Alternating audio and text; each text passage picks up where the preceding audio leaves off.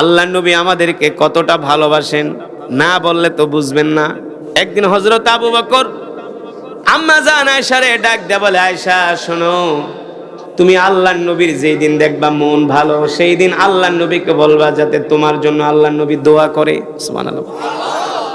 আম্মা জান আয়েশা রাদিয়াল্লাহু তাআলা আনহা বলেন, দেখেন একদিন আল্লাহর নবী হাসতে হাসতে বাড়িতে আসতেছে, হাসতে হাসতে বাড়িতে আসতেছে। আম্মা জান বুঝলেন আজকে আল্লাহর নবীর মন ভালো। আম্মা জান আয়েশা রাদিয়াল্লাহু তাআলা আনহা আল্লাহ রাসূলের কাছে যে বসলেন আর বললেন, ওগো আল্লাহর নবী, আজকে আপনি আমার জন্য আল্লাহ তাআলার কাছে দোয়া করেন।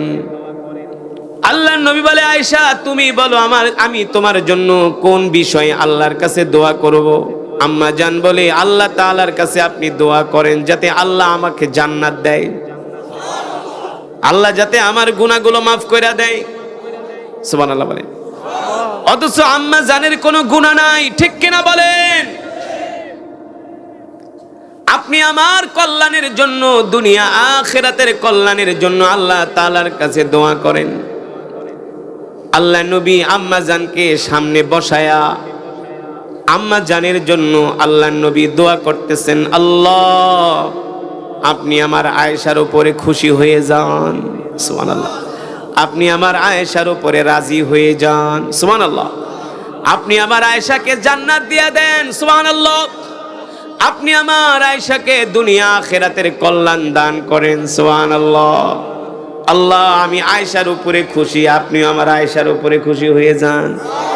এই কথা শোনার পরে আম্মা জান হাসতে হাসতে আল্লাহ রসুলের গা মোবারকে একেবারে হেলান দিয়া পড়ে গেছে। আম্মা জান খুশি হয়ে গেছে। এত সুন্দর দোয়া আল্লাহর নবী আম্মা জানের জন্য করছে। এই কারণে মাঝে মাঝে স্ত্রীর জন্য দোয়া করবেন, তারে শুনায়া শুনায়া, এতে দেখবেন ভাবিরা খুশি হবে। বুঝেন না? ভাবিরা কি হবে? খুশি হবে। স্ত্রীর সামনে দিয়ে দোয়া করবেন, আল্লাহ যখন রান্না করে আসবো, আল্লাহ আমার বউ কত কষ্ট করে রান্না করছে, আমার বউরে মাফ করে দাও। দেখবেন এত সুন্দর একটা হাসি দিব, হ্যাঁ কত সুন্দর হাসি দিব, কত খুশি হবে। আর কিছু স্বামী আছে মনে হয় ওর চেহারার ভিতরে আমাবস্যা, হ্যাঁ মনে হয় ওরে একটু আগে মনে হয় বল্লায় কামড়াইছে, মৌমাছি কামড়াইছে, ওর চেহারা একেবারে অন্ধকার হয়ে থাকে। না, স্ত্রীর সামনে যে হাসি খুশি থাকতো। স্ত্রীর জন্য দোয়া করবেন, তাহলে স্ত্রী খুশি হয়, ঠিক কিনা বলেন? কি হয়? খুশি হয়। আল্লাহ নবী আম্মা জান আয়েশার জন্য দোয়া করলেন। আল্লাহ রসুলের দোয়া শুনে আম্মা জান এতটা খুশি হলেন, খুশিতে আম্মা জান হাসতে হাসতে আল্লাহ রসুলের গা মোবারকে একেবারে পুড়ে গেছে হাসতে হাসতে। আল্লাহ রসুল ডাক দিয়ে বলে, আয়েশা তুমি কি খুশি? কয় কত খুশি আপনাকে বুঝাইতে পারবো না। সুবহানাল্লাহ বলেন।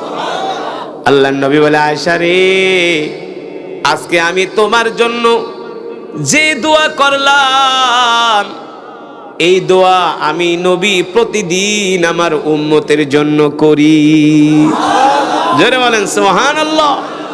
প্রতিদিন আমি আমার উম্মতের জন্য এই দোয়া করি, আল্লাহ আমার উম্মতের মাফ করে দেন, আল্লাহ আমার উম্মতের জান্নাত দেন, আল্লাহ আমার উম্মতের উপর রহম করেন। সুবহানাল্লাহ বলেন। তাহলে বলেন আল্লাহ নবী আমাদেরকে ভালোবাসে কি বাসে না? বিশ্ব নবী রাহমাতুল লিল আলামিন, তিনি ছিলেন মক্কার প্রেসিডেন্ট।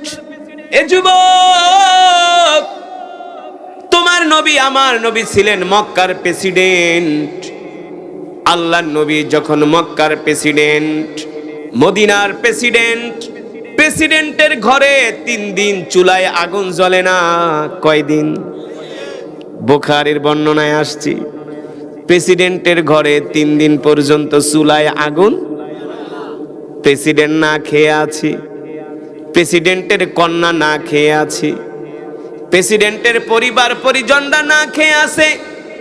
আল্লাহ নবীর কলিজার টুকরা হযরত ইমাম হাসান হুসাইন রাদিয়াল্লাহু তাআলা আনহু, ছোট মানুষ, তারা 2 ভাই না খেয়ে আছে। আল্লাহ নবী মসজিদে নববীর বারান্দায় বসে আছে। উট ভর্তি ভর্তি খাবার আসতেছে, খাবারগুলো মসজিদে নববীর বারান্দার মধ্যে স্তূপ করে রাখা হয়েছে। বর্তমানে যেই আধুনিক মদিনা, 1450 বছরে তো আর আধুনিক মদিনা ছিল না, ছিল একটা ছোট মসজিদ, বিরান ভূমি। হযরত হাসান হুসাইন দুইজন বলে, চলো আমাদের নানা জান মদিনার প্রেসিডেন্ট, চলো নানা জান মসজিদে বসে আছে, তার সামনে খাবারের বস্তা। হযরত হাসান হুসাইন দুই ভাই আসছে, দুইজনেই ক্ষুধার্ত। এসে যখন দেখলেন আল্লাহর নবীর সামনে খাবারের বস্তা, আটার বস্তা, জবের বস্তা, দুইজন আর সাহস করলেন না নানা জানের কাছে যে নানা জান আমাদেরকে 1-2 কেজি আটা দেন, আমরা না খায় আসি, কয়েকটা রুটি বানাই, আমরা দুই ভাই খাই, আপনিও খান, আমার মা ফাতেমাও খাবে। দুইজনে আল্লাহর নবীর কাছে আটা চাইতে সাহস করলেন না, দৌড়ায় চলে গেলেন বাড়িতে। কোথায় গেলেন? বাড়িতে যেয়ে বলে, মা গো, আমরা তো 3 দিন ধরে না খায় আসি, আমাদের নানা তো মদিনার প্রেসিডেন্ট, মা গো তুমি যাও নানা জানের কাছ থেকে আমাদের জন্য 1 কেজি আটা চায়া নিয়ে আসো। বুখারীর বর্ণনায় আসছে, যাও নানা জানের কাছে যে আমাদের জন্য 1 কেজি আটা চেয়ে নিয়ে আসো, 3 দিন পর্যন্ত আমরা কিছু খাই না, আমাদেরকে রুটি বানায় দাও। এই কথা শোনার পরে হযরত ফাতেমাতুজ জোহরা রাদিয়াল্লাহু তাআলা আনহা দৌড়ায়া আসলেন মসজিদে নববীতে। আল্লাহর নবী খাবারের বস্তা নিয়ে বসে আছেন। হযরত ফাতেমা এসে বলেন, আব্বাজান নাহনু জাইউন জিদ্দান, ওগো আব্বাজান আমরা ক্ষুধার্ত, আপনিও ক্ষুধার্ত, 3 দিন পর্যন্ত ঘরের চুলায় আগুন জ্বলে না।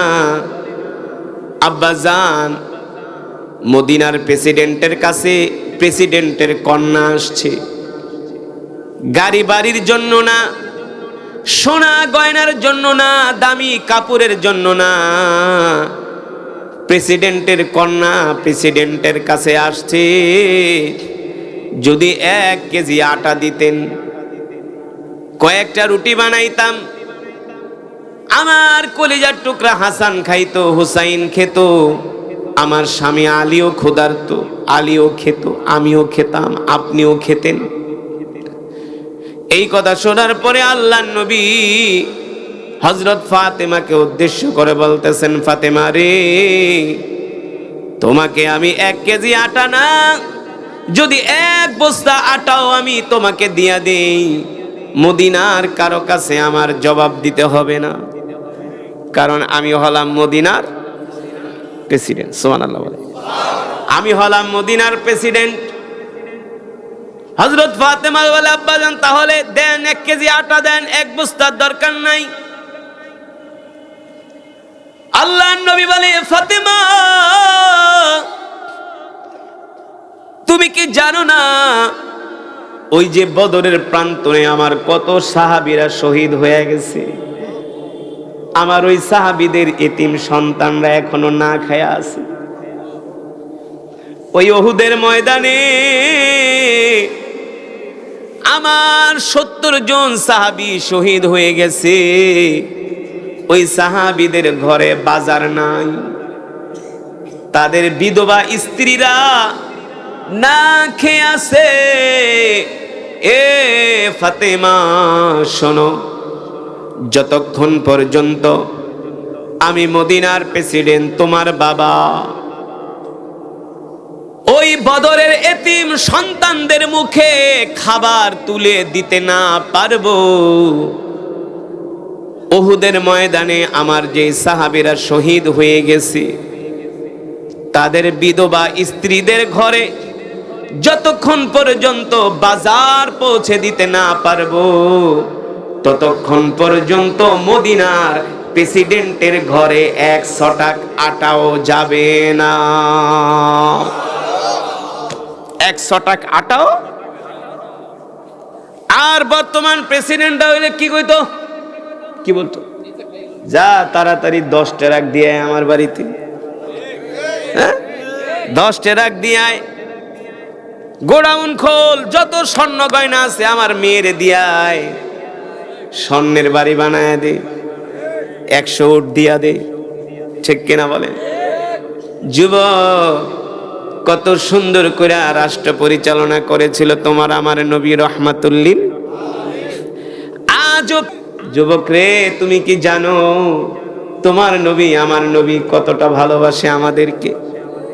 তুমি তো জানো না যুবক, সেই শিক্ষা তো তোমার মধ্যে নাই, তুমি তো জীবনে পড়াশোনা করো নাই, আল্লাহর নবীর জীবনী নিয়ে গবেষণা করো নাই যে নবী আমাদেরকে কত ভালোবাসেন। ঠিক কিনা বলেন?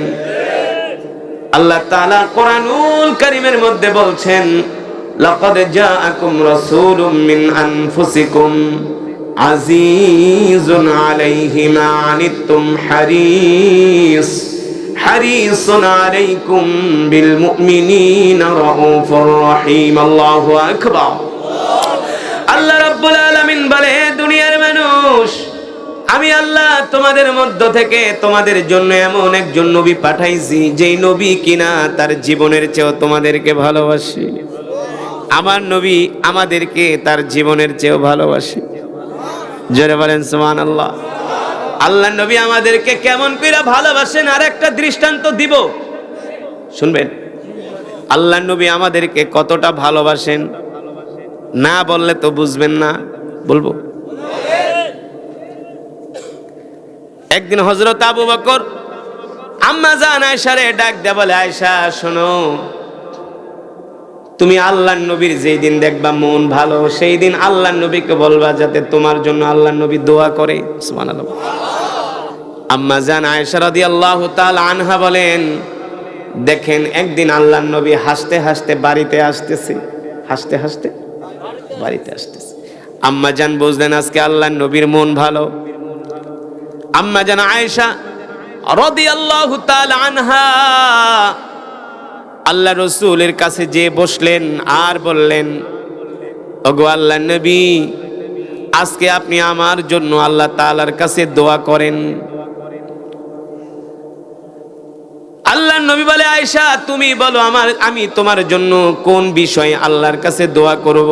আম্মা জান বলে, আল্লাহ তাআলার কাছে আপনি দোয়া করেন যাতে আল্লাহ আমাকে জান্নাত দেয়, আল্লাহ যাতে আমার গুনাহগুলো মাফ করে দেয়। সুবহানাল্লাহ বলেন।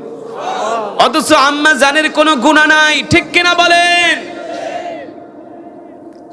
আপনি আমার কল্যাণের জন্য, দুনিয়া আখিরাতের কল্যাণের জন্য আল্লাহ তাআলার কাছে দোয়া করেন। আল্লাহ নবী আম্মা জানকে সামনে বসায়া আম্মা জানের জন্য আল্লাহ নবী দোয়া করতেছেন, আল্লাহ আপনি আমার আয়েশার উপরে খুশি হয়ে যান। সুবহানাল্লাহ। আপনি আমার আয়েশার উপরে রাজি হয়ে যান। সুবহানাল্লাহ। আপনি আমার আয়েশাকে জান্নাত দিয়ে দেন। সুবহানাল্লাহ। আপনি আমার আয়েশাকে দুনিয়া আখিরাতের কল্যাণ দান করেন। সুবহানাল্লাহ। আল্লাহ আমি আয়েশার উপরে খুশি, আপনিও আমার আয়েশার উপরে খুশি হয়ে যান। এই কথা শোনার পরে আম্মা জান হাসতে হাসতে আল্লাহ রসুলের গা মোবারকে একেবারে হেলান দিয়া পড়ে গেছে। আম্মা জান খুশি হয়ে গেছে। এত সুন্দর দোয়া আল্লাহর নবী আম্মা জানের জন্য করছে। এই কারণে মাঝে মাঝে স্ত্রীর জন্য দোয়া করবেন, তারে শুনায়া শুনায়া, এতে দেখবেন ভাবিরা খুশি হবে। বুঝেন না? ভাবিরা কি হবে?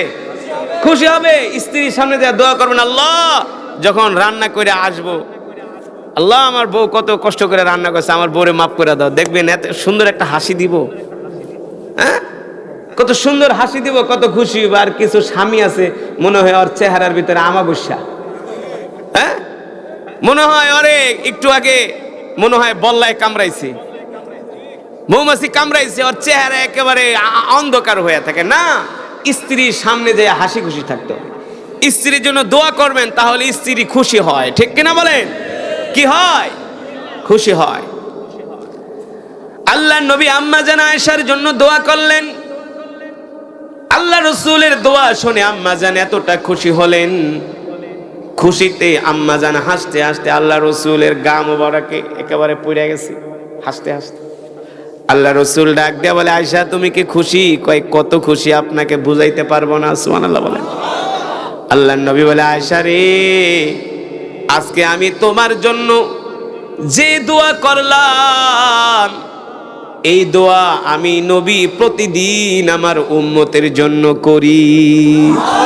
জোরে বলেন সুবহানাল্লাহ। প্রতিদিন আমি আমার উম্মতের জন্য এই দোয়া করি, আল্লাহ আমার উম্মতের মাফ করে দেন, আল্লাহ আমার উম্মতের জান্নাত দেন, আল্লাহ আমার উম্মতের উপর রহম করেন। সুবহানাল্লাহ বলে। তাহলে বলেন, আল্লাহ নবী আমাদেরকে ভালোবাসে কি বাসে না? আল্লাহ রসুল আমাদেরকে আমাদের মা বাবার চেয়েও ভালোবাসে, সন্তানের চেয়েও ভালোবাসে, ঠিক কিনা বলেন? তাই যেই নবী কোরআন দিয়া রাষ্ট্র চালাইছে, আমাদের উচিত তার উম্মত হইয়া আমাদেরকেও কোরআন দিয়া রাষ্ট্র চালানো। এবার আসেন, আল্লাহ নবীর পরে, আল্লাহ রসুলের ওফাতের পরে, ইন্তেকালের পরে মুসলমানদের প্রথম খলিফার নাম কি জানেন? সাইয়েদনা আবু বকর সিদ্দিক রাদিয়াল্লাহু তাআলা আনহু। মুসলমানদের প্রথম খলিফা সাইয়েদনা আবু বকর। তিনি মদিনার প্রেসিডেন্ট, অর্ধ জাহানের বাদশা সাইয়েদনা আবু বকর রাদিয়াল্লাহু তাআলা আনহু। আবু বকর রাত্রবেলা ঘুইরা ঘুইরা তার রাজ্যের মদিনার মানুষের দুঃখ কষ্টগুলো দেখেন, কে না খায়া আছে তার ঘরে খাবার পৌঁছে দেন, যে অসুস্থ তার ঘরে চিকিৎসাপত্র পৌঁছে দেন। সুবহানাল্লাহ বলে। অসুস্থ মানুষের ঘরে চিকিৎসা সামগ্রী পৌঁছে দেয় সাইয়েদনা আবু বকর। আর আমার দেশে শোনা যায় প্রতি বছর যারা ক্ষমতায় থাকে, ক্ষমতার থেকে গেলে দেখা যায় স্বাস্থ্য মন্ত্রণালয় থেকে 10,000 কোটি টাকা দুর্নীতি। না, ইনজেকশন কিনতে যায় দুর্নীতি, ওষুধ কিনতে যায় দুর্নীতি। না, আর সাইয়েদনা আবু বকর মানুষের ঘরে ঘরে চিকিৎসাপত্র পৌঁছায়া দিতেন। সুবহানাল্লাহ বলেন। সাইয়েদনা আবু বকর মদিনার প্রেসিডেন্ট। প্রতিদিন সকালবেলা সাইয়েদনা আবু বকর ফজরের নামাজ পড়ে মসজিদে নববী থেকে বের হয়ে মরুভূমির মধ্যে চলে যায়। কোথায়? মরুভূমির মধ্যে চলে যায়। কয়েক কিলোমিটার হাঁটতে হাঁটতে মরুভূমির দিকে চলে যায়। মদিনার মানুষগুলো দেখে, সাহাবীরা দেখে, আমাদের প্রেসিডেন্ট, আমাদের খলিফা প্রতিদিন ফজরের নামাজ পড়া মসজিদ থেকে সোজা মরুভূমির মধ্যে চলে যায়। কোথায় যায় কেউ খুঁজা বের করতে পারে না। প্রতিদিন যদি একটা মানুষ একদিকে যায় তখন সন্দেহ হয় না যে লোকটা প্রতিদিন কোথায় যায়। মাসের পর মাস, বছরের পর বছর সাইয়েদনা আবু বকর ফজরের নামাজ পড়া মরুভূমির মধ্যে চলে যায়। একজন আর একজনকে বলা বলি করে, শুনছো আমাদের প্রেসিডেন্ট কই যায় প্রতিদিন ফজরের নামাজ পড়া? খুঁজে বের করা দরকার। কিন্তু কেউ প্রেসিডেন্ট খলিফাকে প্রশ্ন করার সাহস পায় না। তারা চলে গেলেন সাইয়েদনা ওমরের কাছে। কার কাছে?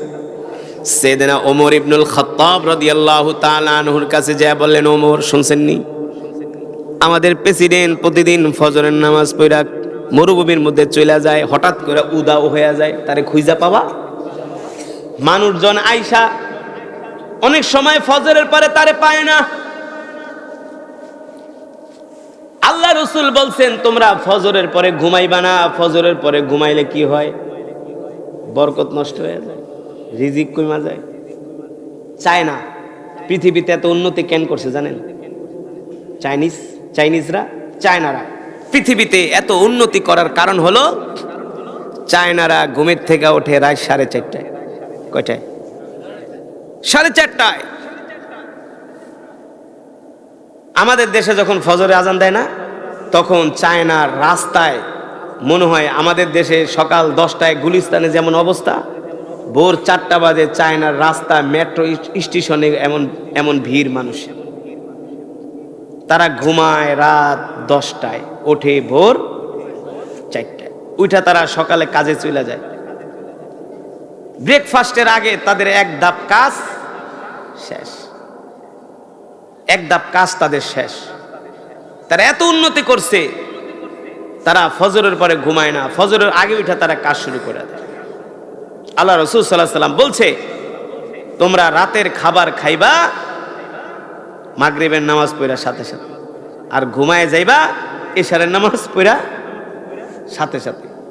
আল্লাহ রাসূলের জরুরি কোনো কাজ না থাকলে তিনি এশারের পরে কোনোদিন সজাগ থাকতেন না। আর আমগো দেশের মুসলমানরা রাত 1টা পর্যন্ত বসে বসে গাঁজা খায়। কথা কন, দোকানে বয়া বাংলা সিনেমা দেখে, হ্যাঁ কথা কন, বাদাম মারা ফেসবুক চালায়, টিকটক চালায়, ঘুমায় না। ঘুমায় কয়টা? রাত 3টায়। পরে সকালে 10টা বাজে ঘুমিয়ে তুইটা জিমে, বাথরুমে যায় টানে বিড়ি। কথা কন, বাস্তব নাকি অবাস্তব? অনেক মানুষ ফজরের পরে আইসা খলিফাকে পায় না, সিগনেচার করতে হবে, খলিফা নাই, উদাও প্রতিদিন। হযরত ওমরের কাছে আইসা নালিশ করলেন, ওমর শোনেন, প্রতিদিন ফজরের পরে আমরা প্রেসিডেন্টকে পাই না, সে কোথায় জানি চলে যায়। হযরত ওমর বলে, তাহলে আজকে আমি খলিফার পিছু নিব। কি করব? পিছু নিব, দেখব খলিফা কোথায় যায়। আজকে আমি এই রহস্য উদ্ঘাটন করব। হযরত ওমর বলেন, আমি ফজরের নামাজ পড়ে আমি আবু বকর রাদিয়াল্লাহু তাআলা আনহুকে অনুসরণ করলাম, দেখি আমাদের খলিফা কোথায় যায়। দেখি আমাদের প্রেসিডেন্ট খলিফা ফজরের নামাজ পড়া কয়েক কিলোমিটার মরুভূমির মধ্যে হাঁটতে হাঁটতে হাঁটতে হাঁটতে একটা ভাঙ্গা ঘরের মধ্যে ঢুইকা যায়। ভাঙ্গা ঘরের মধ্যে ঢুইকা যায়। সেখানে খলিফা 1.5 থেকে 2 ঘন্টা অবস্থান কইরা আবার সেই ঘর থেকে বের হয়। হযরত ওমর বলে, আমিও খলিফার পিছু নিলাম, সে যাতে আমাকে না দেখতে। আমি ওই ভাঙ্গা ঘরের একটা দরজার পিছনে যায় আমি নিজেরকে আড়াল করে দাঁড়ায় রইলাম। খলিফা যতক্ষণ ওই ঘরের মধ্যে ছিল, আমিও ততক্ষণ বাইরে দাঁড়ায় ছিলাম। খলিফা ওই ঘর থেকে লম্বা সময় ঘরে থাইকা যখন ঘর থেকে বের হয়ে খলিফা একটু সামনে আগায় গেলেন, মসজিদে নববীর দিকে রওনা দিয়েছেন। কয়েক মিটার যাওয়ার পরে আমি দেখলাম খলিফার পিছনের দিকে তাকায় না। আমি হঠাৎ করে ওই ঘরের মধ্যে ঢুকে গেলাম। কোন ঘরে? যেই ঘরে খলিফা ঢুকছে, এই ঘরে সে নিজে ঢুকছে যাতে খলিফা তারে না দেখে। সেও যায় পালায় রইছে দরজার চিপায়, যাতে খলিফা তারে দেখতে।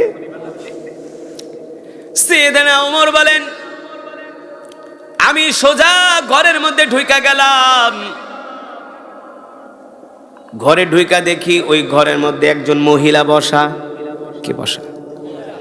আমার আরো সন্দেহ হলো, খলিফা প্রতিদিন এই ঘরে আসেন, তার মানে সে প্রতিদিন মরুভূমির মধ্যে আসেন, মানে এই ঘরেই আসেন। ঘরের মধ্যে একজন মহিলা বসা। আমি ঘরে ঢুকলাম, মহিলা কোনো কথা বলে না। একজন মানুষের ঘরে যদি কেউ ঢোকে, ঢোকার পরে তো জিজ্ঞেস করে, তুমি কি, কোত্থেকে আসছো, না কি তোমার পরিচয়, তুমি আমার ঘরে ঢুকলা কারণ কি? হযরত ওমর বলে, মহিলা আমাকে দেখলো, কোনো কথা বলে না। আমি অনেকক্ষণ পর্যন্ত ওই ঘরে দাঁড়িয়ে দাঁড়িয়ে চতুর্দিকে খেয়াল করতেছি, কিন্তু মহিলা আমাকে দেখেও না, কথাও বলে না। আমার সন্দেহ হলো, কিরে আমি মহিলার ঘরে ঢুকলাম, এখানে মহিলা আর আমি তৃতীয় কেউ, তাহলে সে আমাকে কেন প্রশ্ন করে না? আমার সন্দেহ হলো। আমি একটু 1 পা 2 পা কইরা মহিলার দিকে আগিয়ে যেয়ে দেখলাম আসলে মহিলা হলো একজন অন্ধ। কি? সে চোখে দেখে না, না দেখার কারণে আমি যে তার ঘরে ঢুকছি সে বলতেও পারে না। আমি যখন বুঝলাম মহিলা অন্ধ মানুষ, শুধু অন্ধ না, আরো কাছে যেয়ে দেখলাম মহিলা বিকলাঙ্গ, পা দিয়ে হাঁটতে পারে না, হাত দিয়ে কাজও করতে পারে না, এতটা অসুস্থ মহিলা। আমি ওই মহিলাকে জিজ্ঞেস করলাম, অন্ধ, তোমার ঘরে প্রতিদিন একজন লোক আসে, সেই লোককে তুমি কি জানো নাকি? অন্ধ মহিলা ডাক দিয়া বলে, আমি কিভাবে জানবো, কিভাবে বুঝবো? আমি তো অন্ধ, আমি তো আর চোখে দেখি না। তবে হ্যাঁ, প্রতিদিন আমার ঘরে একজন লোক আসে, প্রতিদিন ফজরের পরে আমার ঘরে একজন লোক আসে, মাসের পর মাস, বছরের পর বছর সে আমার ঘরে আসে। হযরত ওমর ডাক দিয়া বলে, অন্ধ, ওই লোক আইসা তোমার ঘরে কি করে? অন্ধ মহিলা বলে, শোনো, ফজরের পরে আমার ঘরে যেই লোক আসে, এই লোক আইসা আমাকে আইসা জিজ্ঞেস করে, অন্ধ, তোমার যদি কোনো ময়লা কাপড় থাকে আমাকে দাও। আমি অন্ধ, আমার ময়লা কাপড়গুলো তার হাতে তুলে দেই, আর ওই লোক তার নিজের হাত দিয়ে আমার ময়লা কাপড়গুলো পরিষ্কার করে দেয়। আমার ময়লা কাপড়গুলো পরিষ্কার করে আমার ঘরের এক পাশে কাপড়গুলো শুকিয়ে দেয়। হযরত ওমর বলে, ওই লোক তোমার ঘরে আইসা আর কি করে? অন্ধ মহিলা বলে, ওই লোক আইসা আমাকে বলে, অন্ধ, কোথায় তোমার থালা বাসনগুলো, আমাকে দাও। হযরত ওমর বলে, ওই থালা বাসনগুলো কি করে? অন্ধ মহিলা বলে, ওই লোক নিজের হাত দিয়ে আমার থালা বাসনগুলো ধুইয়া দেয়। হযরত ওমর বলে, ওই লোক আর কি করেন? অন্ধ মহিলা বলে, শোনো, ওই লোক নিজের হাত দিয়া রুটি বানায়া তারপরে তিনি আমাকে খাইয়ে দেয়। হযরত ওমর বলে, অন্ধ, যে তোমার ঘরে আসে তুমি কি তাকে চিনো নাকি? বলে, না, আমি তো তাকে চিনি না। হযরত ওমর বলে, অন্ধ, তোমার ঘরে যিনি আসেন তিনি এই মদিনার কোনো সাধারণ মানুষ না, তিনি হলেন মুসলমানদের খলিফা আবু বকর।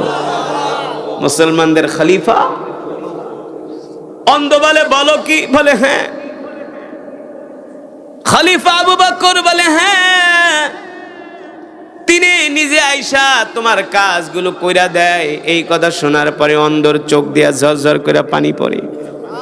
আহারে, যে লোকটা বছরের পর বছর আমার খেদমত কইরা যায়, অথচ আমি তাকে চিনি। তিনি হলেন আমাদের খলিফা আবু বকর। আল্লাহু আকবার। এই কথা বলে সাইয়েদনা ওমর চলে গেলেন। তার কিছুদিন পরে সাইয়েদনা আবু বকর রাদিয়াল্লাহু তাআলা আনহু শহীদ হয়ে যান। দুনিয়ার জমিন থেকে তার বিদায় হয়ে যায়। এবার খলিফার দায়িত্ব চলে আসে হযরত ওমরের কাঁধে। এবার খলিফা কে?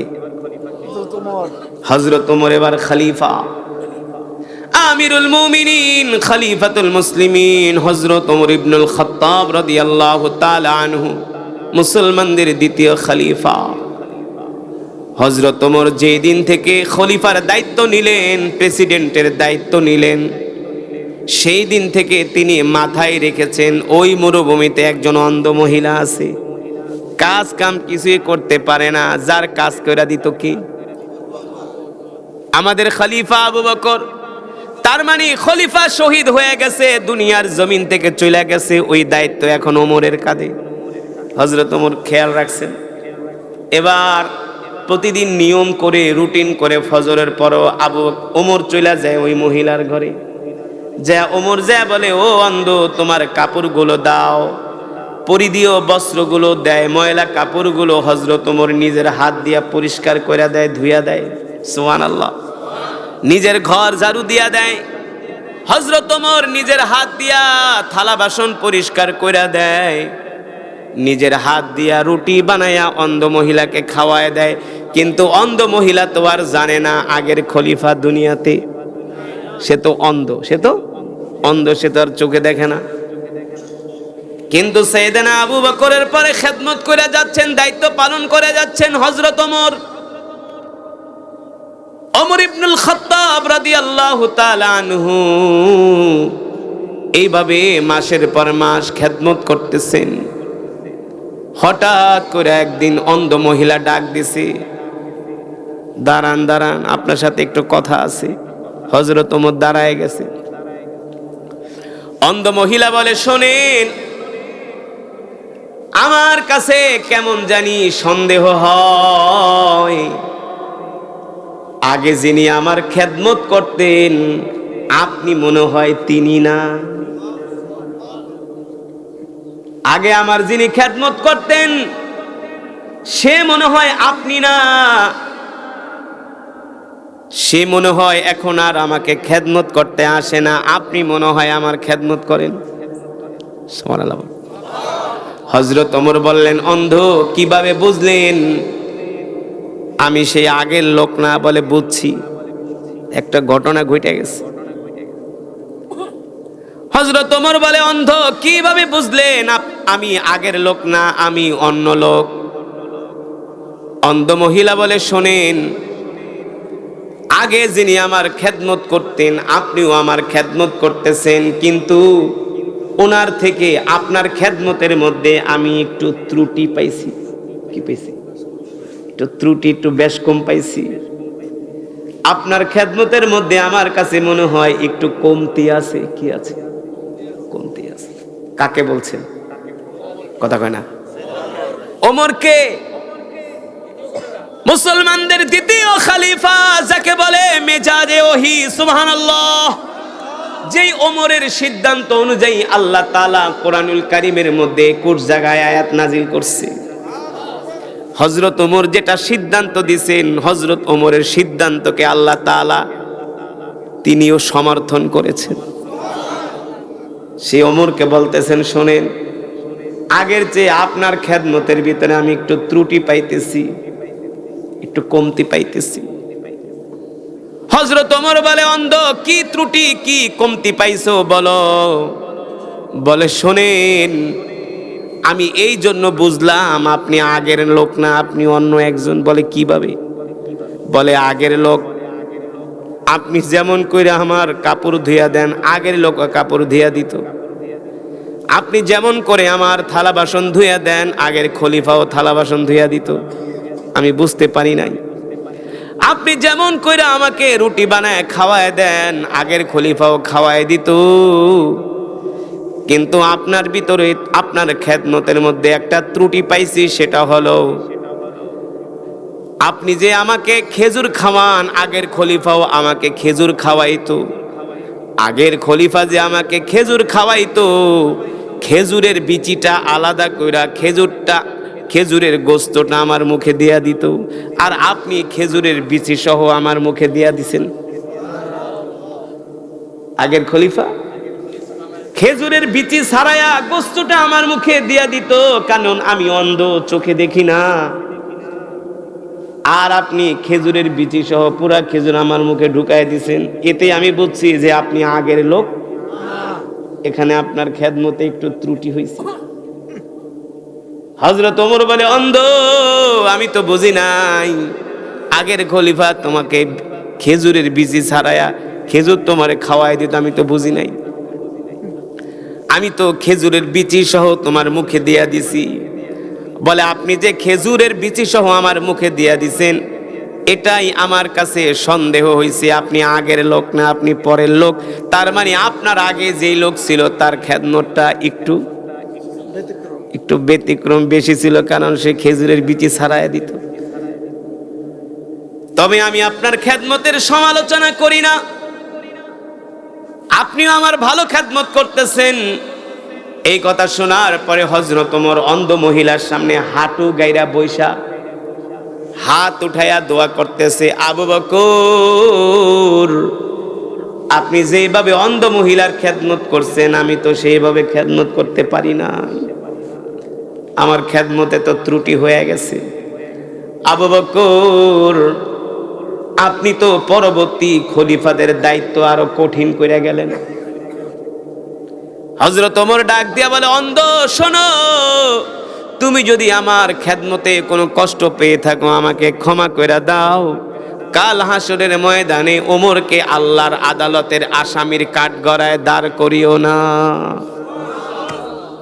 হযরত ওমর বলে, অন্ধ কষ্ট পাইয়া থাকলে আমারে মাফ করে দাও। হাসরের ময়দানে আল্লাহর আদালতের কাঠগড়ায় ওমরকে আসামি হিসাবে সাব্যস্ত করো না, দাঁড় করাও না, তাইলে ওমরের আর উপায়? প্রেসিডেন্ট, মুসলমানদের প্রেসিডেন্ট ওমর।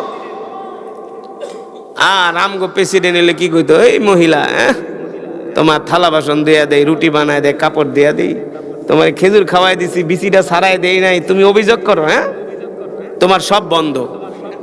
কথা কন, তোমার সব বন্ধ। মুসলমানদের খলিফা ওমর ইবনুল আব্দুল আজিজ রহমতুল্লাহ আলাই গভর্নর আসছে, গভর্নর তার সাথে দেখা করার জন্য। গভর্নরের জিগায়, এই দেশ কেমন চলতেছে, হিসাব দাও। গভর্নর হিসাব দিতেছে, হিসাব টিসাব দেওয়া শেষ। এবার গভর্নর কয়, আমিরুল মুমিনিন আপনি কেমন আছেন, আপনার পরিবার কেমন আছে, আপনার শরীর স্বাস্থ্য কেমন আছে, আপনার ছেলে মেয়ে কেমন আছে। এই কথা বলার সাথে সাথে ওমর ইবনুল আব্দুল আজিজ মুসলমানদের খলিফা, তার ঘরে যে লাইট জ্বলতেছিল, লাইট কি জ্বলতেছিল, লাইটটা অফ করে দিছে। লাইটটা কি করে দিছে, অফ করে দিছে। এখন অন্ধকার। গভর্নর কয়, খলিফা আপনার সাথে কথা কমু, আপনি লাইট অফ করে দিলেন, এখন তো আপনার চেহারা দেখি না। কয়, না অন্ধকারেই বলো। কয়, কেন? বলে, অন্ধকারেই বলো। আমার ঘরে যে লাইট জ্বলতেছে এটা হলো রাজ্যের কোষাগার থেকে এই লাইটের বিল দেওয়া হয়, এটা রাজ্য পরিচালনার জন্য এই আলো ব্যবহার করা হয়, আমার ব্যক্তিগত কথা শোনার জন্য এই আলো ব্যবহার করতে দেওয়া যাবে না। কাল হাসরের ময়দানে আল্লাহর কাছে হিসাব দিতে হবে যে রাত খরচ কইরা তুমি আলাপ করছিলা, রাজ্যের বিল দিয়া তুমি তোমার পরিবারে নিয়ে গল্প করছিলা, নিজের সুখ দুঃখের আলাপ করছিলা। হাসরের ময়দানে আল্লাহর কাছে প্রতিটা পয়সার হিসাব দিতে হবে।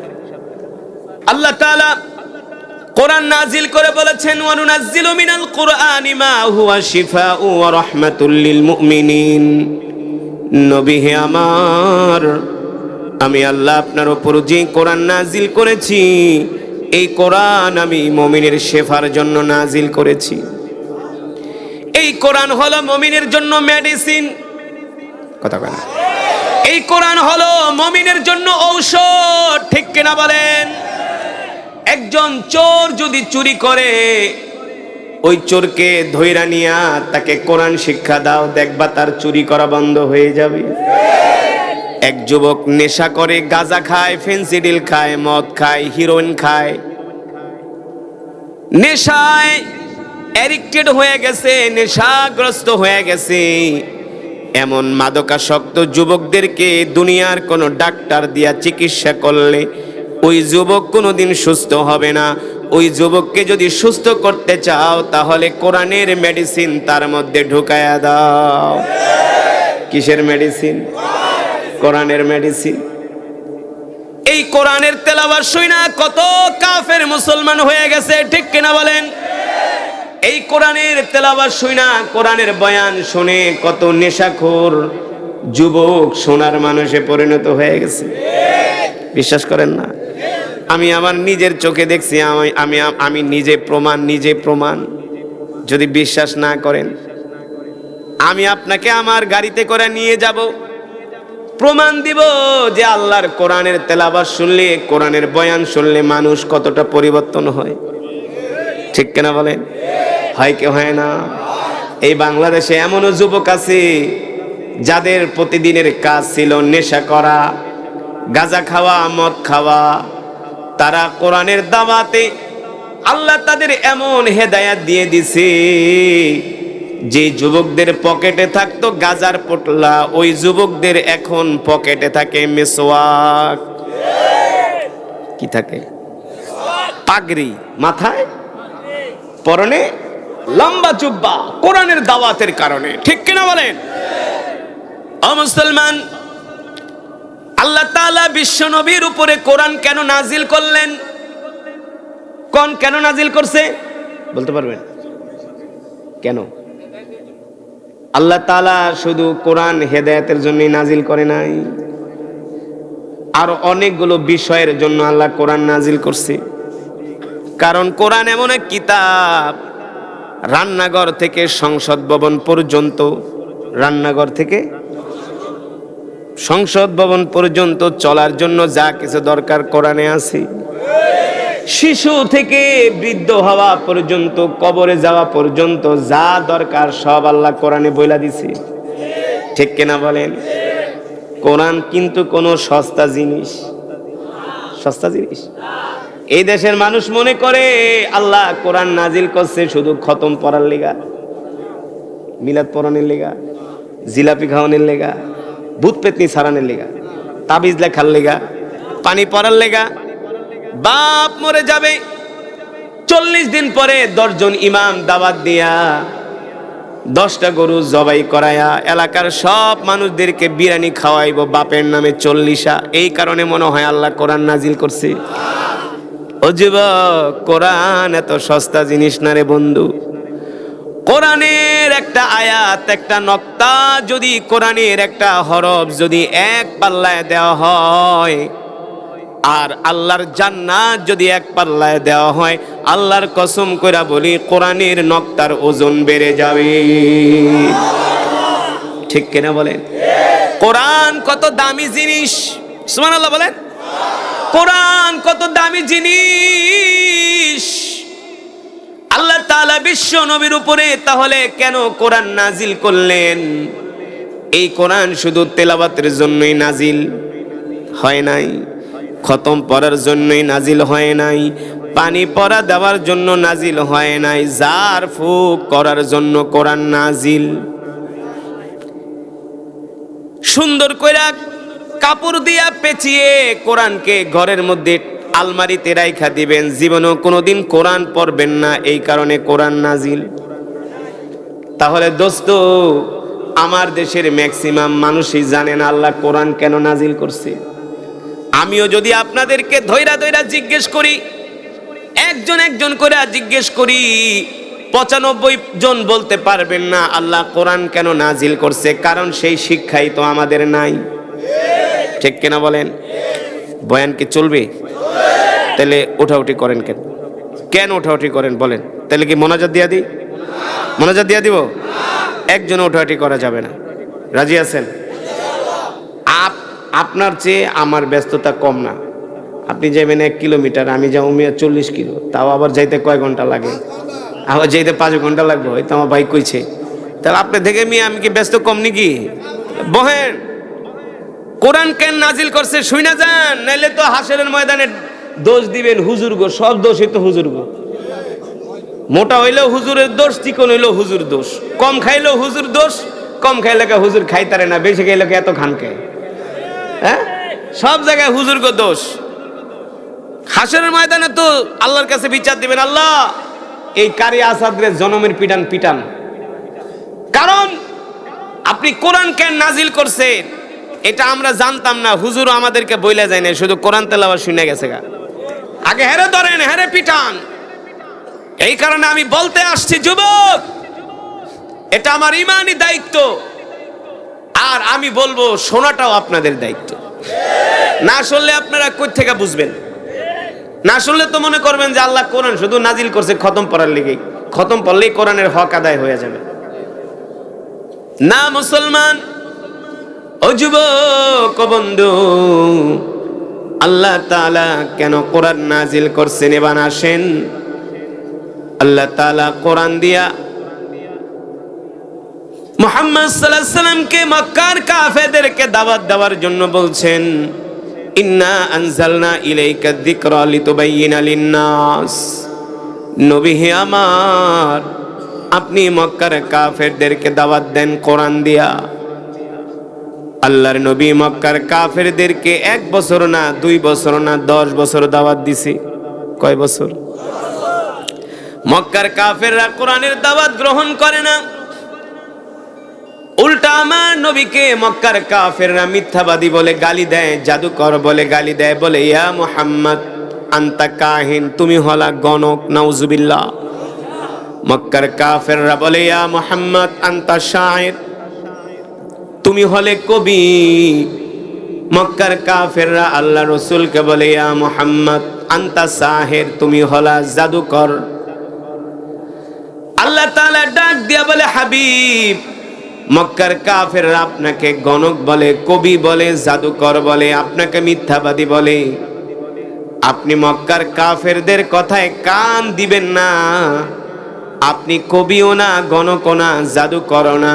আমি আল্লাহ কোরআনের মধ্যে ঘোষণা করলাম, ওয়ামা আরসালনাকা ইল্লা রাহমাতাল লিল আলামিন। নবী হে আমার, আপনি হলেন রহমত। আপনি হলেন নবী, আপনি হলেন নবী। এবার যে মক্কার কাফেরদেরকে 10 বছর দাওয়াত দিলেন, আর মিষ্টি মিষ্টি দাওয়াত দেওয়ার দরকার নাই, হয়েছে, বহুত হয়েছে। কি এতদিন নরম নরম দাওয়াত দিছেন, এবার একটু গরম হন। কথা কয় না? এই যুবক, ইসলামে নরমও আছে। ইসলামে যেমন মাথায় হাত দিয়া দাওয়াত দেওয়ার পদ্ধতিও আছে। বাবা আসো আসো, মসজিদে আসো, নামাজ পড়ো, আসো বাবা আসো, আল্লাহর দিন মানো। যদি দাওয়াত না মানো, গজারি দিয়া আবার পাছার উপর পিটাইনার বিধানও আছে। কিছু মানুষ মনে করে ইসলাম শুধু নরম, না। কিছু মানুষ মনে করে ইসলাম শুধু নরম নরম নরম। না, ইসলামে কোনো গরম নাই। তুমি ভুল লজিকের মধ্যে আছো। সাইয়েদনা আবু বকর ছিলেন নরম, আর সাইয়েদনা ওমর ইবনুল খাত্তাব ছিলেন সুবহানাল্লাহ বলেন। আল্লাহর নবী, বিশ্ব নবী, রাহমাতুল লিল আলামিন, আল্লাহ তাআলা কোরআনুল কারীমে আল্লাহ তাআলা বিশ্ব নবীকে বলছেন, নবী হে আমার, আমি আল্লাহ এই কোরআন দিয়ে আপনাকে মক্কার জমিনে পাঠাইছি। কোরআন দিয়ে আপনি মক্কার কাফেরদেরকে দাওয়াত দিতে থাকেন। রাহমাতুল লিল আলামিন এত দাওয়াত দেয়, মক্কার কাফেররা কোরআনের দাওয়াত গ্রহণ করে না, উল্টা আল্লাহর নবীকে মিথ্যাবাদী বলে সাব্যস্ত করে। এবার আল্লাহ তাআলা ডাক দিয়া বলেন, আলা লাহুল খালকু ওয়াল আমর, তাবারাকাল্লাহু রাব্বুল আলামিন। নবী হে আমার, আর আপনি মক্কার কাফেরদেরকে নরম নরম কথা বলবেন না, এবার একটু গরম হন। এবার শরীরটা ঝাড়া দিয়া মক্কার কাফেরদের সামনে বুক উঁচু করে দাঁড়ান। কি করেন? শরীর ঝাড়া দিয়া বুক উঁচু করে দাঁড়ান। কোমরের ভিতরে রুমাল বাঁধেন। কথা কয় না? গামছা বাঁধেন। আল্লাহু আকবারের ধ্বনি দেন। ঠিক কিনা বলেন? আল্লাহর নবী এবার বাইতুল্লাহর সামনে দাঁড়ায়া মক্কার কাফেরদেরকে বলল, মক্কার কাফেররা শুনে রাখো, আমি আল্লাহর পয়গম্বর মুহাম্মদ সাল্লাল্লাহু আলাইহি সাল্লাম মক্কার জমিনে আজ থেকে ঘোষণা করছি, আলা লাহুল খালকু ওয়াল আমর, তাবারাকাল্লাহু রাব্বুল আলামিন। মক্কার কাফেররা শুনে রাখো, আজ থেকে ঘোষণা করে দিলাম, সারা পৃথিবীর জমিনে, মক্কার জমিনে সৃষ্টি যার, আইন চলবে তার, জমিন যার, বিধান চলবে। এ আবু জেহেল, তোর মাতবরিয়ার মক্কায়, আবুল আহাব তোমার মাতবরিয়ার মক্কায়, যিনি আসমান জমিন সৃষ্টি করেছেন তার বিধান চলবে। ঠিক কিনা বলে? এবার আসো যুবক বন্ধু, আল্লাহ তাআলা এই কোরআন বিশ্ব নবীর উপরে নাজিল করে ঘোষণা করে দিলেন, নবী এই কোরআন দিয়া রাষ্ট্র চালাতে হবে। কোরআন দিয়া যদি রাষ্ট্র চলে, রাষ্ট্রের মধ্যে কোনো মারামারি, কাটাকাটি, ডাকাতি, ছিনতাই, চুরি, রাহাজানি, ধর্ষণ থাকবে না। ঠিক কিনা বলে? আর আল্লাহ তাআলা কোরআন নাজিল করছে এই রাষ্ট্র চালানোর জন্য। সারা পৃথিবী কোরআন দিয়া চলবে, কোরআনের আইন দিয়া চলবে। ঠিক কিনা বলেন? যদি বলেন হুজুর আমি কোরআন তেলাওয়াত পছন্দ করি, কোরআনের ওয়াজও পছন্দ করি, কিন্তু আমি কোরআনের আইন বিশ্বাস করি না, তাহলে আমি বলবো আপনি মুসলমান হলেও মুরতাদ হয়ে মারা যাবেন। যদি কোরআনের আইন আপনার পছন্দ, মক্কার কাফেররাও কিন্তু আল্লাহর নবীর কোরআন তেলাওয়াত শুনতো। কথা কয় না? আপনারা কোরআন শুনতে আসছেন কয়টায়? এখন কয়টা বাজে? রাত 11টা। কয়টা? এই শোনেন, আপনারা কোরআন শুনতে আসছেন কয়টায়? 10টায় আসছেন সামথিং, 9টায় আসছেন, এখন 11টা বাজে। কিন্তু মক্কার কাফেররা আল্লাহর নবীর জবানে কোরআন শুনতে যাইতো রাত 3টায়। কয়টায়? আপনাকে 3টায় তো একজন খুঁজে পাওয়া যাইব না। আপনাকে তো 3টা বাজে ওয়াজ শোনার জন্য একজনও খুঁজে পাওয়া যাবে না কোরআনের তেলাওয়াত শোনার জন্য। অথচ মক্কার কাফেররা রাত 3টা বাজে আল্লাহর নবীর জবানে কোরআন শুনতে আসতেন। তবে হ্যাঁ, আমার দেশের যুবকদেরকে রাত 3টায় কোরআনের তেলাওয়াত শোনার জন্য না পাওয়া গেলেও, কোরআনের বয়ান শোনার জন্য না পাওয়া গেলেও, আমার যুবকদেরকে আর্জেন্টিনা ব্রাজিলের ফুটবল খেলা দেখার জন্য পাওয়া যায়। কথা কন, সত্য না মিথ্যা? ফজরের নামাজে পাওয়া যায় না, ঠিক কিনা বলেন? এই যে ওয়াজ করতেছি, অনেকে কয় হুজুর ওয়াজটা বেশি লম্বা করেন না। আর যদি এইখানে এলাকার যুবকরা আজকে গানের আসর বসাইতো, ওই তো সারা রাত নাচ, মজাই মজা, ঠিক কিনা বলেন? হ্যাঁ, চুলকাইলে যেমন মজা লাগে, মজার পরে আবার কি লাগে? জ্বলনীয় আছে। দুনিয়াতে হারাম কাজ কইরা যত মজা পাইবা, মনে করবা তার সাইড এফেক্ট আছে কি আছে না? এই কারণে যুবক বন্ধু, আল্লাহ তাআলা বিশ্ব নবীর উপরে কোরআন নাজিল করছেন আর বলে দিচ্ছেন, নবী এই কোরআন দিয়া রাষ্ট্র চালান, রাষ্ট্র চলবে কোরআন দিয়া, বিচার কার্য চলবে কোরআনের আইন দিয়া, ঠিক কিনা বলেন? যদি আজকে কোরআন দিয়া রাষ্ট্র পরিচালনা করা হতো, দেশের ভিতরে দুর্নীতি থাকতো না, ঠিক কিনা বলেন? যদি কোরআন দিয়া রাষ্ট্র পরিচালনা করা হতো, তাহলে হাজার হাজার কোটি টাকা মাইরা দেশের টাকা বিদেশে পাচার হতো না।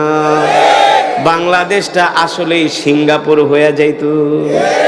বাংলাদেশ আসলেই সিঙ্গাপুর হয়ে যেত। আমরা তো সারা বিশ্ব ঘুরি, শুধু বাংলাদেশ না, সারা পৃথিবী ঘুরি, দেখি তো বাংলাদেশের মানুষ যেই পরিশ্রম করতে পারে, পৃথিবীর কোন দেশের মানুষ এত হার্ড ওয়ার্ক, এত পরিশ্রম করতে। আমার দেশের শ্রমিক ভাইয়েরা, আপনারা যারা গার্মেন্টস ফ্যাক্টরিতে চাকরি করেন, আপনারা মাথার ঘাম পায়ে ফেলে দেশের অর্থনীতির চাকাকে আপনারা সচল রাখছেন। কিন্তু লাভ কি? কিছু চোরেরা তো সব খায়া ফেলায়। চোরেরা সব বিদেশ থেকে আমার প্রবাসী ভাইয়েরা রেমিটেন্স পাঠায়। 18 ঘন্টা ডিউটি করে। কত ঘন্টা?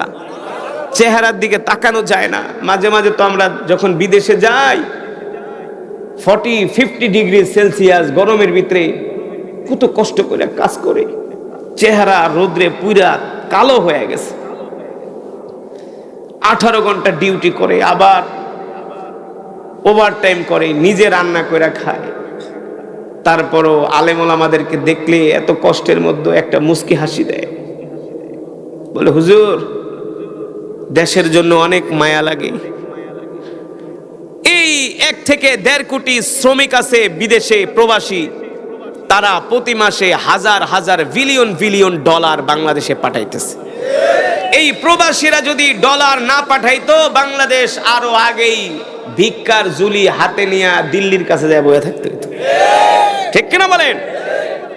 আমার দেশের শ্রমিকরা যেভাবে কষ্ট করে, ঘাম ঝরায়, পৃথিবীর কোন দেশের মানুষ এভাবে কষ্ট করতে পারে না। তারপরও এই দেশে জনগণকে রডের বদলে দেওয়া হয় বাঁশ। রডের বদলে কি দেয়? বাঁশ। সব জায়গায় চুরি, দুর্নীতি, সব জায়গায়। তাহলে মুসলমান, এর থেকে উত্তরণের পথ কি? যে যতই কথা বলুক, আমরা ক্ষমতায় আসলে এটা করব, সেটা করব, ঘোড়ার ডিম করব, কিছুই হবে না। হবে না। একমাত্র যদি আল্লাহর কোরআন দিয়ে রাষ্ট্র পরিচালনা করা না হয়, ঠিক কিনা বলেন?